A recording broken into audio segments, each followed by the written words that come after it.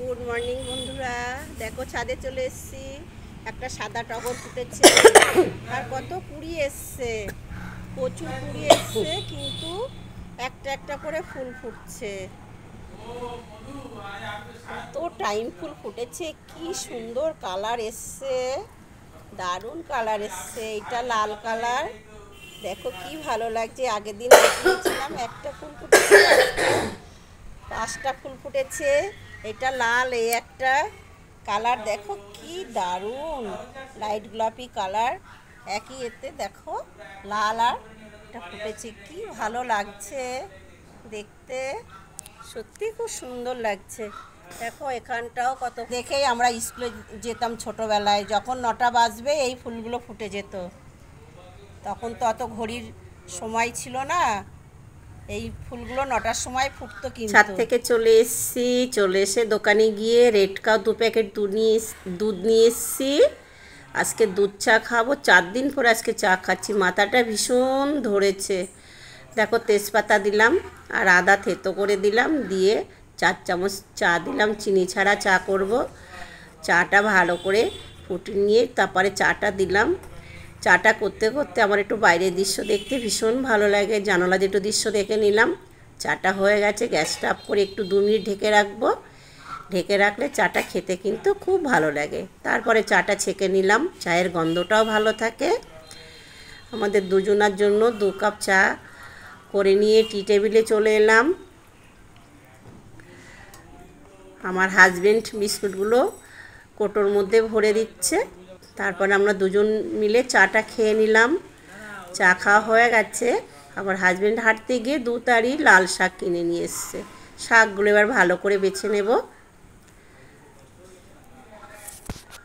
শাকটা বাছা হয়ে গেছে, আর যে ডাটাগুলো আছে ডাটাগুলো রেখে দেবো, এইটা দিয়ে একটা সবজি করব, তোমাদের সাথে শেয়ার করব।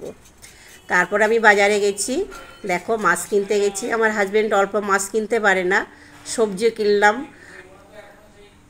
তারপরে আমি ইলিশ মাছ কিনেছি, পার্শে মাছ কিনেছি আর চিংড়ি মাছ কিনেছি। বাড়ি এসে মাছগুলো সব কেটে নিলাম এক এক করে, চিংড়ি মাছের মাথাগুলো রেখে দিয়েছি।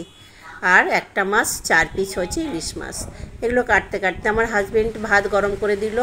ভাতটা ছিল সকালের, আজকে ব্রেকফাস্ট আমরা করলাম মুগ ডাল আর আলু ভাজা দিয়ে মাখিয়ে দিল, আমি খেয়ে নিলাম। ওলটা কেটে নিলাম, ধুয়ে নিয়ে গরম জল করে ওর মধ্যে দিয়ে একটু লবণ দিয়ে সেদ্ধ করে নেব।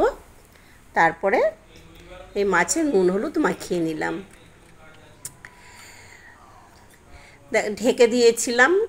জল পড়ে গেছে, আমি একটু গ্যাসটা মুছে নিলাম। কে কে আমার মতন এরকম গ্যাস মুছো রান্না করতে করতে জানিও।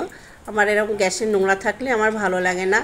তারপর শাকটা বসাবো, শাকটাও বসিয়ে দিলাম ওই পাশে কড়াইতে, আর এদিকে কড়াইতেও মাছ বসিয়ে দিলাম। 2 পাশে দুটো ওভেনে রান্না করছি। অনেক দেরি হয়ে গেছে, মাছগুলো কাটতে খুব দেরি হয়ে গেল। ছেলেরা তো অল্প মাছ কিনতে পারে না, এই জন্য আমি কিনে নিয়ে আসবো, তাই আমি গেছিলাম 1 সপ্তাহের মাছ কিনে নিয়ে এলাম। মাছটা ভাজা হয়ে গেছে, এদিকে শাকটা রান্না করব। এই শাকটা যে রান্না করেছি আমার চ্যানেলে কিন্তু দেয়া আছে, শাশুড়ি মামার টুকিটাকি চ্যানেলে, তোমরা দেখে নিও শাকটা কিভাবে রান্না করেছি। আর এদিকে মাছটা ভাজা হয়ে গেছে। মাছটা এত ভালো, ছোট হলে কি হবে, মাছটা দিয়ে অনেক তেল বেরিয়েছে। আমি 2 চামচ তেল তুলে রাখলাম, আর ওই তেলের মধ্যেই আমি ওলটা রান্না করে নেব। জলটা ঝরিয়ে রেখেছিলাম, ওলটা দিয়ে দিলাম। দিয়ে ওল আর ইলিশ মাছের যে রেসিপিটা, এটাও কিন্তু আমার চ্যানেলে দেয়া আছে, শাশুড়ি মামার টুকিটাকি চ্যানেলে, তোমরা দেখে নিও। আমি ডিটেলস আর বললাম না, কিভাবে রান্না করেছি সেটা তো পুরো দেয়াই আছে। তারপরে জল দিয়ে দিলাম, জল দিয়ে একটু ঢেকে দেব। এদিকে কিন্তু আমার শাকটাও রান্না হয়ে গেছে। বসেছিলাম, আবার নোংরা পড়েছে, আবার গ্যাসটা একটু মুছে নিলাম।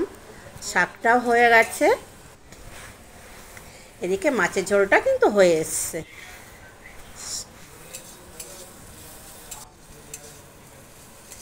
শাকটা হয়ে গেছে, শাকটা নামিয়ে নিয়েছি। শাকটা কিন্তু খুব টেস্টি হয়েছিল, তোমরা একবার হলো এভাবে রান্না করে খেয়ে দেখো। মাছটাও হয়ে গেছে, মাছটাও দিয়ে দিলাম। আর এই যে হালকা পাতলা একটা মাছের ঝোল, যখন মাছ তরকারি রান্না করছিলাম তখন কিন্তু আমি চালটা ভিজিয়ে রেখেছিলাম, চালটা ভিজিয়ে রাখলে গ্যাসটাও কম পড়ে ভাতটাও খুব সুন্দর হয়, সলা সলা ভাত হয়, মানে লম্বা লম্বা ভাত হয়। দেখো ভাতটা হয়ে গেছে, ভাতটা খুব সুন্দর হয়ে গেছে। আমি স্নান করে পুজো দিয়ে নিলাম, আজকে বৃহস্পতিবার, পুজো আমার হয়ে গেছে। তারপরে আমরা দুজন খেতে বসলাম, আমি আমার হাজব্যান্ডকে খেতে দিয়েছি।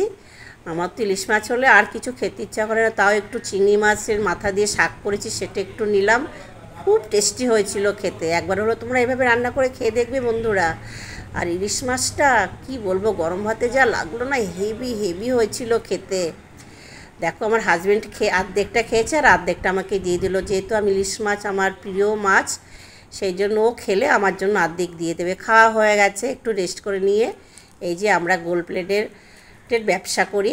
এটা পার্লের সীতাহার। এই যে এই দিদি নিতে এসছেন। এই দিদি অনেক আমাদের কাছ থেকে এই গোল প্লেটের জিনিস নিয়েছি। উনি চলে যাওয়ার পরে আমি সন্ধে দিয়ে একটু কীর্তন শুনতে বসে গেলাম। কীর্তন শুনতে আমার ভীষণ ভালো লাগে, যখন একটু টিভি ছাড়ি তখন একটু কীর্তন শুনি। ওনার নাম হচ্ছে গৌরাঙ্গ। উনি খুব ভালো কীর্তন করেন, সত্যি খুব ভালো কীর্তন, ওনার গলাটাও খুব সুন্দর।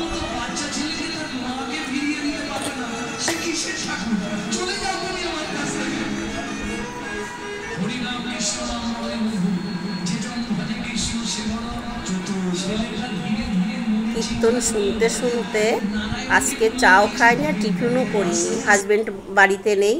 তারপরে রাতেবেলা ডিনার করলাম, গরম গরম ভাত আর কাঁচা লঙ্কা ইলিশ মাছের তেল দিয়ে। আমার তো প্রিয়। কার কার এরকম মানে খেতে ভালো লাগে আমাকে জানিও। যদি এই মিনি ব্লগটি ভালো লেগে থাকে তাহলে তোমরা আমার চ্যানেলে লাইক, শেয়ার, সাবস্ক্রাইব, কমেন্ট করে দিও। তাহলে আজকের মতন আসি বন্ধুরা, গুড নাইট, টাটা।